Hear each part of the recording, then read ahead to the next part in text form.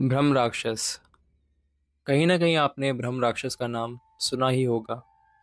पौराणिक ग्रंथों के अनुसार ब्रह्म राक्षस एक ऐसी योनि है कि जो ब्राह्मण अपने जीवन काल में वेदों और मंत्रों का ज्ञान होने के बावजूद बुरे कर्म करता है तो कहते हैं कि मरने के बाद वो ब्रह्म राक्षस बन जाता है। हमारे वेद और पुराण इस बात का प्रमाण देते हैं कि ऐसे असंख्य लोग हैं जिन्होंने अपने जीवन काल में वेदों और मंत्रों का ज्ञान होने के बावजूद बुरे कर्म करे और मरने के बाद वो लोग ब्रह्म राक्षस में बदल गए। तो नमस्कार दोस्तों, मेरा नाम है कार्तिक और मैं वापस हूँ हमारे चैनल की तीसरी कहानी को लेकर। और ये कहानी थोड़ी अलग है, थोड़ी दिलचस्प है, क्योंकि इस कहानी के अंत में हम लोग ये सीखते हैं कि बुराई कितनी बड़ी क्यों ना हो, लेकिन अच्छाई के सामने हमेशा छोटी ही होती है। अगर हमारी आस्था, हमारा विश्वास हमारे भगवान के ऊपर है तो सामने कोई भी शक्ति हो, कोई भी बुरी शक्ति हो, वो हमारा कुछ नहीं बिगाड़ सकती है। तो ये बात 1960 की है, जब एक ब्राह्मण और ब्रह्म राक्षस का आमना सामना होता है। तो कैसे ब्रह्म राक्षस और वो ब्राह्मण आमना सामना करते हैं और कैसे वो ब्राह्मण ब्रह्म राक्षस से बच पाता है, इस कहानी को मैं शुरू करता हूँ। 1960 में एक अशोक नाम का ब्राह्मण रहता था। वो राजस्थान से बिलोंग करता था। अशोक के परिवार की कंडीशन थोड़ी ठीक नहीं थी। माँ बाप थे, वो बीमार थे, और पत्नी हमेशा ताना देती रहती थी कि आप जितना भी कमाते हो वो हमारे लिए इनफ नहीं है। आप कुछ ऐसा काम करो कि हम भी हमारे घर की पूर्ति कर सकें, जितनी ज़रूरतें हैं उनको पूरा कर सकें।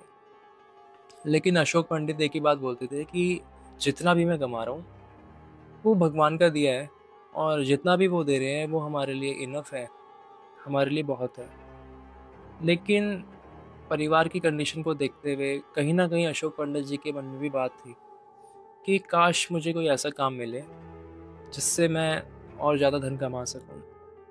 और ऐसा ही होता है, उनके पास एक दिन एक सेठ आता है और वो बोलता है कि आपको हमारे घर में हवन करना है, लेकिन सेठ की शर्त ये होती है कि जो हवन है वो रात को होगा। वो पंडित जी को बोलता है कि आप 1 या 2 बजे हमारे घर आ जाना, क्योंकि हमारे गुरुजी ने बोला है कि जो हवन है वो रात को ही करवाना है। और अशोक पंडित जी का नाम वो कहीं से सुनकर आया था कि जो हवन है वो पंडित जी बहुत अच्छा करते हैं। अशोक पंडित जी को वो बोलते हैं कि मैं आपको रात को हवन करने के लिए जो धन है वो तिगुना और चौगुना दूंगा। जब वो ये बात सुनते हैं तो पंडित जी के मन में भी थोड़ा लालच आ जाता है कि शायद ये भगवान ने मेरी सुन ली है और शायद एक अपॉर्चुनिटी है मेरे पास थोड़ा और अधिक धन कमाने की। पंडित जी उन्हें हाँ बोल देते हैं और उसी रात वो सेठ के घर के लिए रवाना हो जाते हैं। पंडित जी वहाँ पर पहुँचते हैं 1 बजे, और 2 बजे तक वो अपना हवन पूरा करके वहाँ से रवाना होने के लिए सेठ को बोलते हैं। सेठ उन्हें समझाता है कि अभी तो बहुत रात है, आप सुबह चले जाना, अभी आप रात को यहीं पर विश्राम कर लो। लेकिन पंडित जी बहुत ज़्यादा खुश होते हैं, बहुत ज़्यादा एक्साइटेड होते हैं, क्योंकि काफ़ी दिनों के बाद उन्हें मिठाइयाँ और इतना धन मिला था। तो वो यही सोच रहे होते हैं कि नहीं, मैं अभी जाकर अपने परिवार में ये सारी चीज़ें बाँटूँगा, उन्हें दिखाऊँगा। पंडित जी बोलते हैं कि नहीं, मेरे को अभी ही निकलना है, मैं अभी ही निकल जाऊँगा। अब 1960 में इतने लोग नहीं हुआ करते थे रोड पर, और जो रास्ता होता था वो भी बहुत टूटा-फूटा, खराब ही होता था। फिर पंडित जी अपनी साइकिल लेते हैं और सेठ के घर से अपने घर के लिए रवाना हो जाते हैं। जब पंडित जी अपने घर जा रहे होते हैं तो रास्ते में उन्हें एक बरगद का पेड़ दिखता है। जब पंडित जी वो बरगद का पेड़ क्रॉस करते हैं तो उन्हें एक आवाज़ आती है कि पंडित कहाँ जा रहा है, ये मिठाई तो खिला जा। पंडित जी आसपास देखते हैं तो उन्हें कोई नहीं दिखता। फिर पंडित जी दोबारा जाने लगते हैं। फिर उन्हें दोबारा आवाज़ आती है कि पंडित कहाँ जा रहा है, ये मिठाई तो खिला जा। फिर पंडित जी आसपास देखते हैं और उस पेड़ की तरफ देखते हैं, और उस पेड़ के ऊपर पंडित जी को कोई बैठा हुआ मानव नजर आता है। पंडित जी को लगता है कि कोई इंसान होगा जो शायद मिठाई मांग रहा होगा। तो पंडित जी नीचे से ही बोलते हैं कि नहीं, ये मिठाई मैं अपने बच्चों के लिए लेके जा रहा हूँ। काफ़ी दिनों बाद मुझे ये मिठाइयाँ और ये धन मिला है, तो ये सब तो मैं अपने बच्चों को ही खिलाऊंगा। मैं ये मिठाई तुम्हें नहीं दे सकता। पेड़ से दोबारा आवाज़ आती है कि पंडित सोच ले, मिठाई खिला जा वरना अच्छा नहीं होगा। पंडित जी बोलते हैं कि मैं मिठाई तो नहीं दे सकता, ये मेरे बच्चों के लिए ही है। और इतने में फिर उस जो वो पेड़ होता है, उस पेड़ के ऊपर से एक विशालकाय मानव धरती पर जमीन पर गिरता है। अब पंडित जी उसको देखते हैं तो वो कोई मानव नहीं, एक राक्षस होता है, यानी कि ब्रह्म राक्षस। जब पंडित जी उसको देखते हैं तो पंडित जी को समझ आ जाता है कि शायद आज जिंदा रहना मुश्किल है, अब शायद मैं नहीं बच पाऊंगा। पंडित जी को वो राक्षस बोलता है कि मैंने तेरे को 2 मौके दिए, लेकिन तू अपनी ही गढ़ में था, तूने मेरी बात ही नहीं सुनी। अब मैं तेरे को यहाँ से नहीं जाने दूंगा, अब पंडित तू नहीं बचेगा। पंडित जी सोचते हैं कि शायद आज ये मेरा आखिरी दिन है, और पंडित जी अपने परिवार के बारे में सोचते हैं कि मैंने अपने परिवार के लिए कुछ करा भी नहीं, आज थोड़ी सी खुशी आई थी तो ये बला मेरे सामने आ गई है। पंडित जी ये सोच ही रहे होते हैं तो जो राक्षस होता है वो पंडित जी की तरफ बढ़ता है। अब जैसे ही वो पंडित जी के पास आने लगता है, इतने में वो राक्षस वहीं रुक जाता है।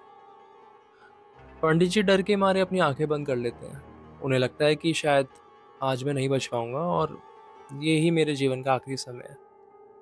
लेकिन जब कोई प्रतिक्रिया नहीं होती है तो पंडित जी अपनी आंख दोबारा खोलते हैं और देखते हैं कि वो जो राक्षस है वो एक जगह ही स्तंभ की तरह खड़ा है।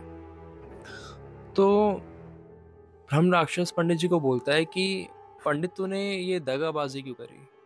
पंडित जी बोलते हैं मतलब मैं समझा नहीं। तो राक्षस बोलता है कि तू इसको क्यों बुला के लेके आ गया। पंडित जी अपने आसपास देखते हैं तो उन्हें उनके अलावा कोई दिखता नहीं है। तो वो राक्षस से बोलते हैं कि मेरे अलावा तो यहाँ पे कोई भी नहीं है, तुम किसकी बात कर रहे हो। तब वो राक्षस पंडित जी को बोलता है कि अपने पीछे देख, तो इसको क्यों बुला के लेके आया।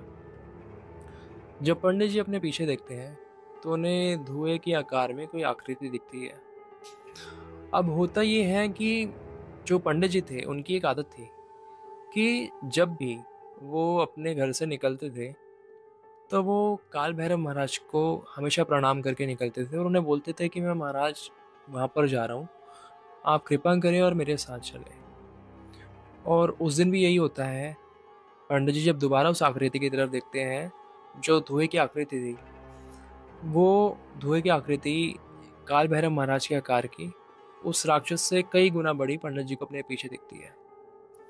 तब पंडित जी समझ जाते हैं कि उन्हें बचाने के लिए स्वयं काल भैरव महाराज आ चुके हैं, और पंडित जी वहीं पर महाराज का जयकारा लगाते हैं और अपनी साइकिल उठाते हैं और वापस अपने घर के लिए प्रस्थान कर लेते हैं।